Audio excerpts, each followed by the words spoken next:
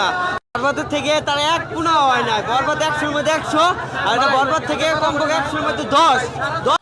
মানে ভাই কি বলবো, বরবাদ সিনেমা বাংলার ইতিহাসে এমন সিনেমা আর কেউ করতে পারবেন না। না আমার পছন্দ হয় না। আমার 200 টাকা অকারণ গেছে ভাই। আমার 200 টাকা দিতে গন তাড়াতাড়ি। রিসেন্টলি যে সিনেমাটি শাকিব খানের চলছে, এই সিনেমার গল্পটা খুবই বাজে ভাই।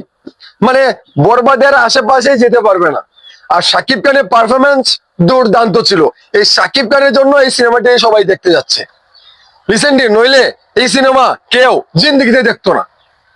শাকিব খানের এই যে মানে চোখে অভিনয় করে, হাত পায়ে অভিনয় করে, আর শাকিব খানের এই যে এন্ট্রি নেওয়াটা, এটাই ছিল দুর্দান্ত। শাকিব খানের এই যে এক্সপ্রেশন মারাত্মক লেভেলের ছিল এই সিনেমাতে। কিন্তু ভাই সিনেমার গল্পটা খুবই বাজে, খুবই বাজে, খুবই জঘন্য। শাকিব খানের বরবাদ সিনেমার মতো সিনেমা আর কেউ 10 বছরও বানাতে পারবে না, এটা কনফার্ম দিয়ে বলতে পারি। আর এই আপনারা বলেন দুইটা সিনেমা যিনি বানিয়েছে, বলছেন কি উনি আহামরি কিছু হয়েছে, আর আমার এমরা হয়েছে, এটা হয়েছে, এটা সাকিব খান এটা দেখাইছে না। এই রিসেন্টলি যে সিনেমা চলছে এটা হয়েছে।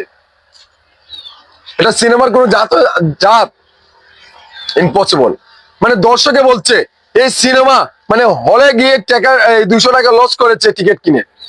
মানে অনেক অনেক দর্শকে বলছে এই সিনেমা দেখে আমার টাকাটা উসুল হয় নাই, মাইর খেয়েছে। এই সিনেমা শুধু দেখেছি, গল্প খুবই খুবই খারাপ, খুবই জঘন্য, কিন্তু এই সিনেমাটা দেখেছি শুধু শাকিব খানের জন্য। আমরাও দেখেছি শাকিব খানের জন্য, কিন্তু মেইন কথা বলি নাই, বলি শাকিব খানের একটা দুর্নাম হবে। কিন্তু এখন থেকে ভাই সাদাকে সাদা, কালাকে কালা বলবো। সে বাপ হলেও বাপকেও ছাড়বো না। আর সে তো আমাদের হিরো, মানে হিরোকে ভালোবাসি বিদায় সবকিছু চাপিয়ে রাখি, কিছু বলতে চাই না, কিন্তু এখন থেকে বলবো। লিসেন যে সিনেমা চলছে এটা এটা হয়েছে, এটা মানে সাকিব খান এটা দেখাইছে না, আমি ডবল দেখাচ্ছি। মানে এই সিনেমা কোনো কাতারেই পড়ে না। সিনেমা খুবই বাজে, খুবই বাজে, খুবই বাজে। আর 3টে প্রযোজনা প্রতিষ্ঠান, এই হরিপুত্রা খুবই জঘন্য ধরনের একটা চাপাবাজ।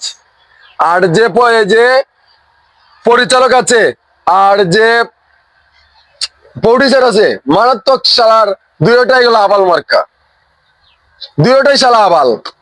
এই আবাল মার্কাদের জন্য আমাদের এই বাংলার ইন্ডাস্ট্রি আরো এখন থেকে নষ্ট হবে। মানে নিত্য নতুন কিছু শিখাবে না, দর্শককে ভালো কিছু শিখাবে না, ভালো মেসেজ দিবে না, এটা দিবে এটা এটা। হ্যাঁ মামা, এটা ভালো হয়ে যাও, মাসুদ ভালো হয়ে যাও।